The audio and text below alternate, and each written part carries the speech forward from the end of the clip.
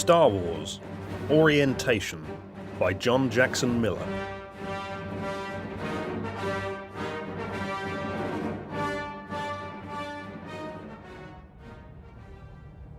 Battle stations! Hostiles off the starboard bow! In the command well of the Imperial cruiser Defiance, 20 members of the skeleton crew hastily turned to their terminals, ready to defend against attack. Every mind was attuned to the situation, save the one belonging to the figure looming dark and large above them on the catwalk. Darth Vader looked on with utter disinterest. There was nothing in this battle to engage the Dark Lord's attention. It wasn't real. There was no one to challenge the Empire. He and his master Darth Sidious, who now ruled the galaxy as the Emperor, had brought the Clone Wars to a conclusion not long before. And while the two were on their way to Ryloth now to root out insurgency, the hostiles outside were pure fiction, part of a training exercise. "Hard about, my cretins!" shouted Commandant Balogh, passing Vader as he stalked along the catwalk. "While I've been waiting for your picnic to end, you've lost your forward shields!" He clapped his hands on the railing and leaned over to bellow, "We have an observer today! Are you trying to make me look bad?" Vader thought he already did. Well past 70 and with a nose too long for his face, Pell Balogh walked with an exaggerated limp that caused the stumpy man to bob up and down like a flying thing. He nonetheless commanded the attention of the cadets in the pits of either side of the catwalk, all of whom were now scrambling to correct their errors. Vader thought his own presence here was a mistake too, but Sidious had brought him to Defiance's bridge and left him. It was his duty to remain, even if he saw no other reason for being there. Crossing the vast swathe of cosmos between Coruscant and Ryloth, Darth Sidious had ordered a stop in the Denon system so he could consult with several chiefs of the Navy, visiting there to discuss how the jumble of affiliated military schools that had existed under the Republic might be better integrated into the Imperial Academy. His livelihood under review, Balogh had suggested a time-saving solution. The meeting could take place aboard Defiance, the cruiser he'd operated as a flight training school for nearly 50 years. The Commandant could show his students in action while they conveyed His Imperial Highness on one leg of his trip. The Emperor had praised Balogh for his suggestion. Vader saw through the offer, a futile effort to save his school. The Clone Wars had brought the Defiance Flight Training Institute, known to most spacers as the Balogh School, directly under the umbrella of the Republic Navy, with Balogh receiving a rank as line officer. Yet the Commandant treated the institute as his personal property, ignoring schedules and asserting he knew best when recruits were ready for service. Even now, with the Empire in charge, naval leaders were loath to rein Balogh in. He trained many of them aboard Defiance after all. Vader expected that resistance would wilt, now that the Emperor was on the scene. Balogh was just another fossil, married to archaic practices. But his master had spent half a minute on the bridge before departing for his meetings with the naval chiefs who were Balogh's superiors, leaving Vader behind to observe Balogh's silly pantomime show. Vader had objected as strenuously as he dared. "I would serve you better elsewhere, Master." The Emperor had not been amused. "I decide where you are needed. You will remain and be my eyes." That was hours ago, and Vader hadn't seen anything worth his attention. Balogh had run his cadets through their paces, dressing down one after another and spewing aphorisms. The first mock attack concluded. He unleashed another one. "It's all about attitude, in more ways than one," Balogh was saying to someone mid-rant. "Think about your direction you're facing. Don't you know where you're going, cadet? Because if you don't, your ship certainly won't." The trainees, humans in their early 20s, some on their first orientation flights, seemed almost happy to absorb the platitudes and abuse. Vader knew Balogh had a mythic status in naval circles, and not just for his exploits. Defiance had fought pirates when it was in patrol service, yes, but Balogh's spine had been injured, and now his daily battle was with near constant pain. Twice since he had been aboard, Vader had heard cadets whispering of Balogh's bravery in working despite the agony. Ridiculous. Balogh knew nothing of pain. A voice came from behind. "Shuttle arriving from Denon, Commandant. Vice Admiral Talat's aboard." Balogh stood back from the railing. "That'll be the last of Palpatine's, of the Emperor's guests for his meeting." He checked the time. "Navigator, plot our hyperspace route to—" "I already have it, sir," called out a female voice from the pit. "I'll be the judge of that." Forcing one atrophied foot in front of the other, Balogh fought his way down the steps into the command well. A woman with deep brown skin, dressed in sharp cadet greys, slid her chair from her terminal, allowing the old man to approach. She wore the trace of a knowing smile as Balogh read the monitor. "I'm impressed, cadet," he said. "You'll go far, and so will this ship. Or did you not intend to plot a course into wild space?" The cadet's grin vanished. The young woman looked past him at her calculations, suddenly puzzled. "It is a course to Christophsis, sir, where the Perilous will meet us." "You failed to account for a singularity along our route which will reshape our hyperspace passage in a most startling way. We now know who our next admiral will be," he added with a snort. The young woman stepped away in humiliation as Balogh began to work the console. After a moment's effort, he stepped back. "There, small repair, major difference." He looked around and about. "Details matter, everyone. A navy isn't built on captains, but on crews that watch their work." "Aye, Commandant," came the response from the cadets. Aware of Vader's gaze, Balogh looked up at the Dark Lord. "They don't learn right away, but they do learn. I get results, you can tell your Emperor that." He is your Emperor as well. They were the first words Vader had spoken before the trainees, and several shifted in their seats on hearing his powerful voice. But if Balogh was shaken, he didn't show it. "I'm sorry, I forget.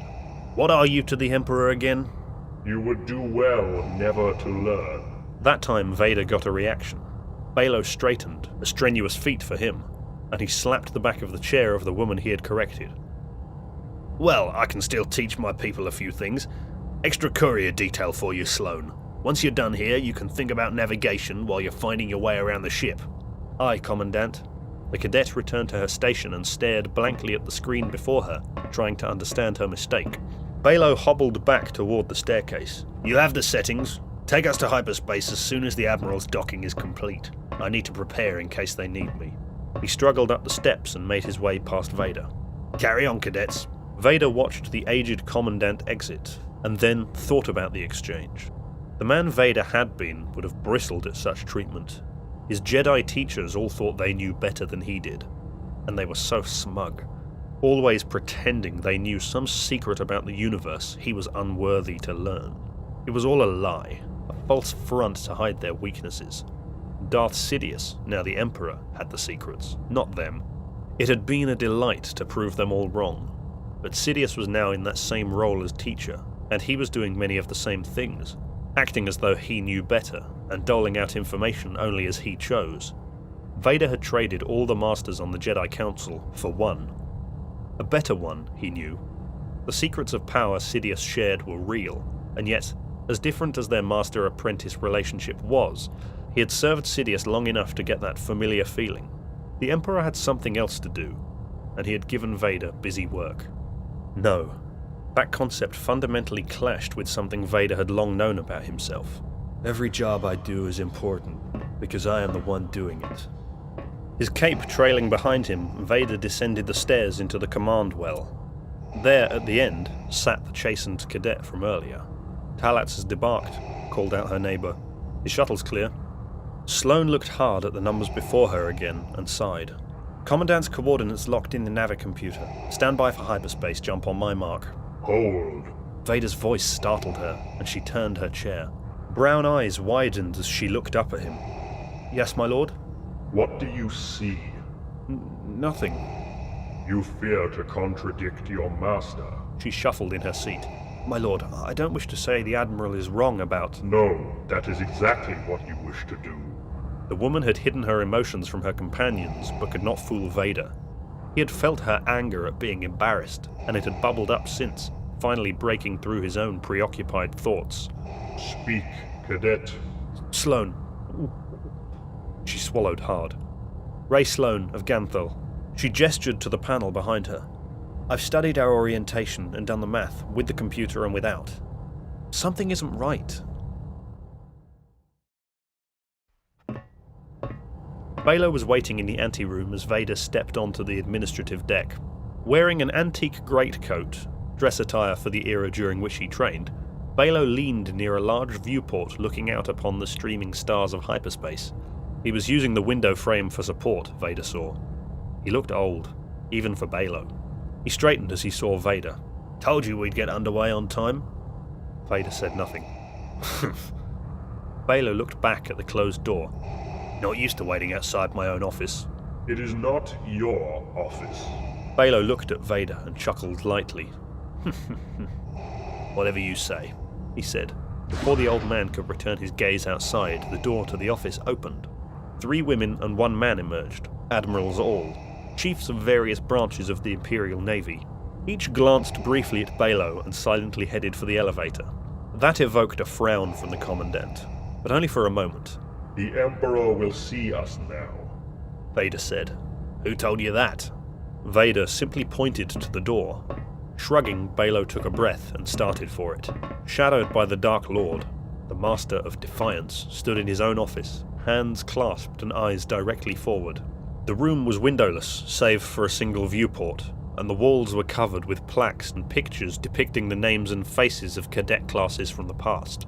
Vader thought the room somber, a pathetic shrine to a soon-to-be-forgotten past. An appropriate setting, too. Seated at Balogh's desk, the black-robed Emperor began to describe his just-settled plans for the Imperial Academy. They included several modifications to streamline operations, making the body more responsive to him, and one other change. Defiance is approaching obsolescence, and we will employ no one who is unresponsive to command. The Balogh School, as you call it, will be folded into the existing training center at Corellia, and you will take a chair at the Navigation Institute planetside. No! The Emperor was more surprised by Balogh's response than Vader was. Repeat yourself, his master said in a voice nearing a hiss. No, I will not transfer this vessel to your new command. Still standing as erect as his gnarled frame would allow, Balogh nodded toward the great seal on the wall to the right of his desk. Defiance was commissioned by the Galactic Republic and detached to me so those who trained here might serve that Republic. I do not recognize your order as legitimate. The Emperor frowned. Don't play games, Commandant. Whether you've had time to redecorate or not, the Republic is no more.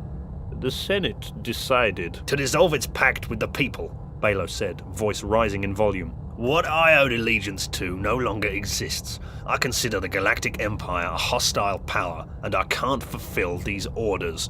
He reached inside his waistcoat, an act that drew Vader's immediate attention. But before he reached through the Force to summon his lightsaber, Vader saw Balogh produce a datapad. This is my resignation. He offered it to the Emperor.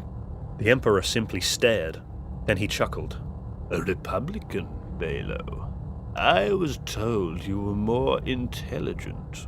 Finding no takers, Balogh returned the datapad to his pocket. I am, of course, willing to report to the brig until we reach our destination. I understand the need to keep an orderly ship. He fixed his eyes on the Emperor. But orders places in the military, not in civilian life. Balogh looked back toward Vader. Seeing no response, the Commandant shrugged. He looked up to the viewport and the stars streaking by. Enjoy the rest of your journey. I figure I'm dismissed. Vader took a step toward Balogh. He too had been watching the stars flying past outside while listening to the man's little speech and waiting to see how the Emperor reacted. Balogh turned to discover Vader barring his way. This guy again. Balogh spoke through clenched teeth, trying not to betray any fear. I don't care if you kill me. No, Vader said. That much is true. Because you think you are already dead. The Emperor looked keenly at Vader. His ailments? No. He plotted a course that will cause Defiance to emerge from hyperspace at Christophsis and plunge into the sun. The Emperor's eyes widened a little. I countermanded the orders. Now they narrowed. His master asked, And as if in answer, Defiance returned to real space at that moment, with millions of safe kilometers between it and the aforementioned star. Vader could see it shining outside the viewport along with something else. Perilous was there, waiting as instructed. Seeing them, Balogh mouthed an obscenity. The Emperor saw them too. Very good, my old friend. He looked kindly on Vader. This is part of what I expected from you. To manage the petty problems so that I can focus on larger matters. Vader felt a surge of pride. He had suspected it was a test the Emperor had placed in his path. Instead, he'd caught something his master had missed. Even so, the word petty didn't sit well with Vader. He could feel it. Bothered Balogh more. You have something to say? Vader asked. You bet, Balogh said, throwing caution away. He'd sagged on learning of his plot's failure, but in focusing his pain and anger on the Emperor, he seemed to gain strength. I've watched you and your cronies, Palpatine, corrupting the Navy bit by bit during the Clone Wars, turning something noble, something meant as a shield, into a weapon, something oppressive, a service it's taken generations to build, that students of mine have given their lives to! He thrust his finger to the images on the far wall. I'm older than you, Emperor. No matter what you look like now, I remember when this was an honourable calling! Vader had been waiting for his master's angry reprisal ever since Balogh opened his disrespectful mouth. But instead, the Emperor seemed amused. You would have killed several of your own colleagues, Traitors trying to save their posts. and a crew of your cadets. For vengeance? A better fate than turning them into droids, because that's what you want, isn't it? Mindless slaves. Just robots in your... The words caught in Balogh's throat, as did his breath. Vader clutched the fingers of his right hand together, summoning the dark side of the Force to snap the Commandant's windpipe. He fell to the deck like a Toydarian whose wings had been clipped. Not unpleasant comparison, Vader thought. But the Emperor's smile vanished. Lord Vader, he said, rising from his seat. I did not instruct you to kill him. Vader looked at the Emperor and said nothing. Alone again, they were master and apprentice, Sidious and Vader. And the elder Sith Lord spoke freely and angrily. I would have kept the wretch alive, to take pleasure from his pain as I transformed his navy while I broke down his precious ship into cafeteria trays. He mused as he looked on the corpse. And a teacher who could so easily kill his students might be molded into something I could use. He was a threat. Vader said. He is finished. Sidious scowled. Still, I did not command it. He is a petty thing, one of those you expect me to deal with. My way is faster. Vader said, before catching himself and adding, Master. Sidious looked at him, but before more words could pass between them, a chime came from the door. Enter, the Emperor said. The door slid open, and Sloane stepped forward. Captain Lewitt of Perilous has hailed, she said, reluctant to look directly at the Emperor and his ominous servant. She sought for something else to focus on. He's ready to resume your journey to Ryloth as soon as you... The proper cadet trailed off as her eyes discovered the body on the floor. She gasped. Commandant Balogh succumbed to his injuries at last, the Emperor said, indifferent. Sloane looked startled. Balogh had been all right the last time she'd seen him, but she could not be unhappy, Vader thought. Balogh had belittled her in public. Sloane would probably realize that later, once she remembered where her priorities lay. She was smart, and smart people could figure that out. But now the Emperor claimed her attention as he stepped past the fallen commandant en route to the exit. I have an additional instruction for you to convey to your superiors at the Academy. Yes, my lord? This training vessel's name is to be changed, the Emperor said, looking back purposely at Vader. From Defiance to Obedience. Of course. She bowed and prepared to follow, and Vader did as well.